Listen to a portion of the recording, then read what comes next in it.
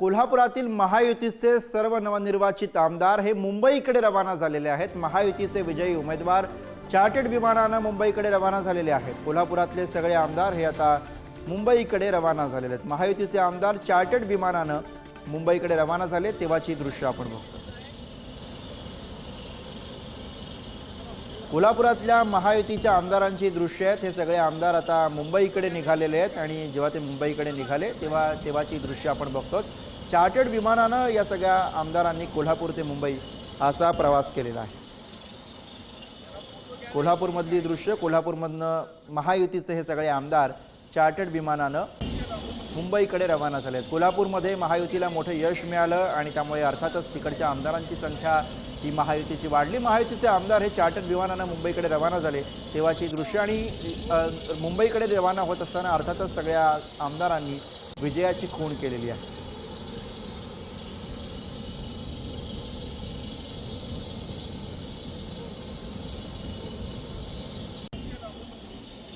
भाजप असेल, शिवसेना असेल किंवा मग राष्ट्रवादी असेल, सगळ्याच खरं तर पक्षाच्या आमदारांची मुंबईमध्ये आज बैठक होते आहे। मुंबईमध्ये आज विशेष घडामोडी घडणार आहे। शिवसेनेची बैठक आज दुपारी होणार आहे आणि त्या पार्श्वभूमीवरती अर्थातच सगळ्या आमदारांनी आता मुंबई गाठलेली आहे आणि त्यासाठीच कोल्हापूरमधल्या महायुतीच्या आमदारांचा हा चार्टर्ड विमानानं मुंबईतला प्रवास आणि त्यापूर्वीची ही दृश्य आपण बघतोय।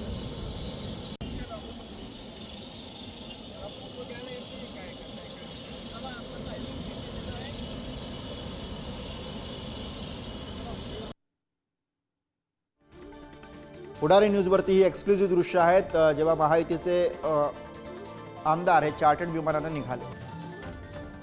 विधानसभा मतदारसंघातून अपक्ष उमेदवार जे होते शिवाजी पाटील हे मोठ्या मताधिक्याने विजयी झालेत आणि आज मुंबईला देखील रवाना होत आहेत।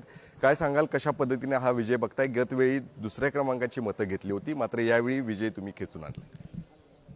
आज चंदगड 2019चा पराभव स्वीकारून आज प्रत्येक आदरणीय आमचे चंदगड तालुक्याचे भाग्यवंत मनमोहन पाटील साहेब, चंदगडमधून मोठं त्यांचं लीड आणि त्यांचे प्रत्येक कार्यकर्ते, आमचे सर्व भारतीय जनता पक्षाचे कार्यकर्ते, आपण सगळे एक संघ राहून चंदगड असा गडिंग्लजचे सर्वच ताकदीने सर्व काम केलं आणि खास करून जय जवान जय किसानच्या माध्यमातून आमच्या सैनिक बांधवांचं त्यांच्या प्रेरणेने जे काम गावागावात झालं। बचत गटाची कामं चांगल्या प्रमाणात झाली। उमेद संघटनेच्या सगळ्या माझ्या लाडक्या बहिणीने आम्हाला मदत केली आणि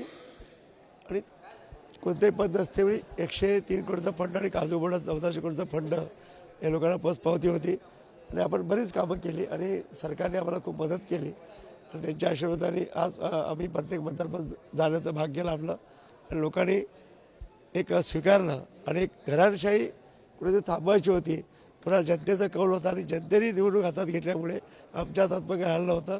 हा जनतेचा उठाव होता आणि त्यांचा आता खरं तर अपक्ष म्हणून तुम्ही निवडून आलेला आहात। तुम्ही फडणवीस यांचे अतिशय जवळचे मानले जातात। आता सुरुवातीला जाऊन भेट घेणार, काय कशा पद्धतीने त्यांची भेट असणार आहे आणि काय पुढचे? नाही, आज त्यांच्यामुळे आज 15 वर्ष मी त्यांच्या आशीर्वादाने त्यांच्या प्रेरणेने त्यांच्या महाराष्ट्राने काम करतोय। आज मी महाराष्ट्र पातळीचा अध्यक्ष आहे, मुंबई बेस्टचा अध्यक्ष आहे।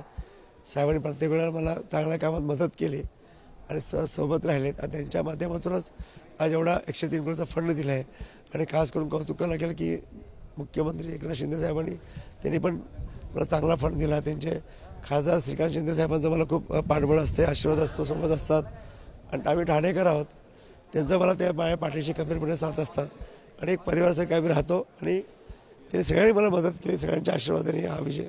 राजेश पाटलांची भेट झाली की त्या संपूर्ण विजय